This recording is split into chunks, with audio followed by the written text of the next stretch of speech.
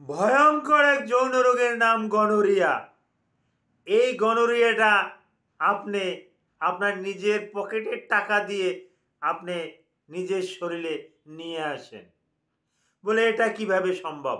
হ্যাঁ, আপনি নিজের পকেটের টাকা দিয়ে আপনি প্রোস কোয়ার্টারে যান, আপনি পতিতালয়ে যান, ওখান থেকে আপনি এই প্রস্টিটিউটারের সাথে যৌন মেলামেশা করেন, তাদের শরীরে বাসা বেঁধে আছে এই গনোরিয়া রোগের জীবাণু।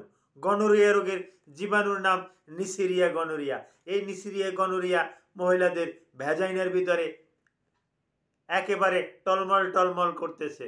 আপনি টাকা দিয়ে তার সাথে মেলামেশা করলেন আর আপনি ওই রোগটা নিয়ে আসলেন। নিয়ে এসে কী করলেন? আপনি আপনার হালাল স্ত্রীর সাথে আবার যৌন মেলামেশা করলেন। পরবর্তীতে দেখা গেল তারও হয়ে গেলে আপনার স্বামী স্ত্রী উভয়ে আক্রান্ত। এইভাবেই এই গনোরিয়া রোগটা দ্রুত ছড়িয়ে পড়ছে সারা পৃথিবীতে। এই ব্যাপারে কিছু ধারণা না দিলে ভবিষ্যৎ অতি অন্ধকার, কারণ প্রতিনিয়তই এ ধরনের রোগী আমরা চেম্বারে পেয়ে থাকি। আসসালামু আলাইকুম রহমতুল্লাহি ওয়া বারাকাতুহু। আমি ডাক্তার মীর শহীদুল ইসলাম। আমার চেম্বার শুভেচ্ছা 255 ঐতিহ্যবাহী শেখ ঘাট ছিলেন। গুগলে গিয়ে ডাক্তার মীর শহীদুল ইসলাম কথাটি লিখে সার্চ দিলে আপনি আমার সম্পর্কে বিস্তারিত তথ্য পেয়ে যাবেন।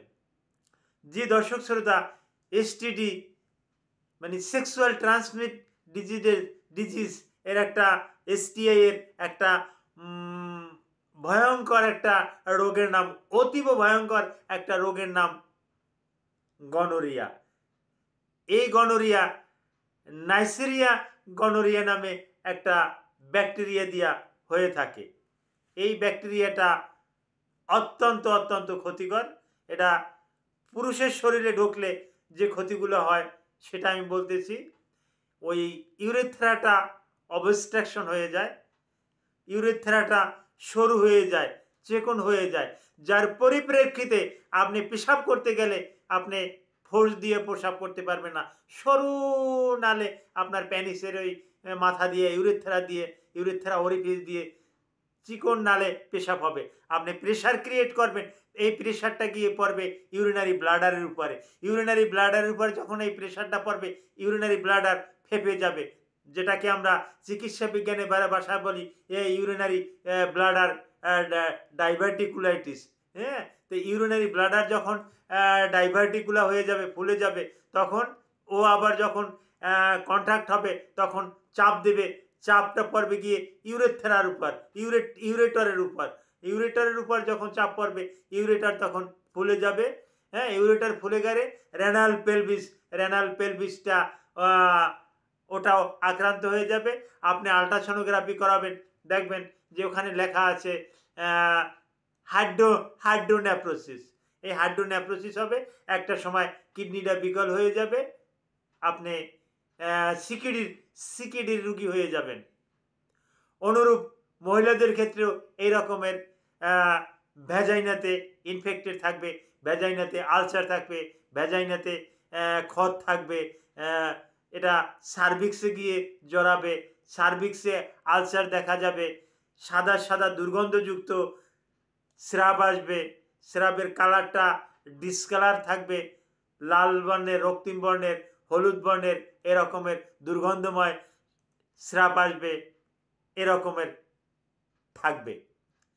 তো এখানে আপনার করণীয় কি?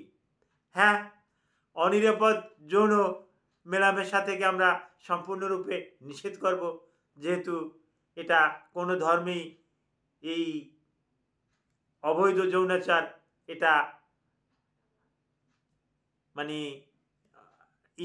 পারমিট না, যার পরিপ্রেক্ষিতে আপনি আপনার হালাল স্ত্রীর সাথে যৌন মেলামেশা করবেন, এটাই সকল ধর্মে পারমিট। তো এরপরেও যদি কোনো আপনার নিজের যদি সন্দেহ লাগে যে না আপনার এটা হয়েছে, তাহলে আপনি আপনার স্ত্রীকে যদি ক্ষতি করতে না চান, তাহলে আপনি barrier method that means condom ব্যবহার করতে পারেন। কন্ডম ব্যবহার করলে অনেক অংশে এর থেকে পরিত্রাণ পাওয়া যায়। আর যত দ্রুত সম্ভব ডাক্তারের কাছে এসে এর চিকিৎসা করিয়ে আপনি সুস্থ হয়ে যাবেন। এই গনোরিয়া সম্পর্কে আপনাদের যদি আরও কিছু জানার থাকে তাহলে এই ভিডিওর কমেন্ট বক্সে কমেন্ট করবেন, আমি জানিয়ে দেব। Thank you all.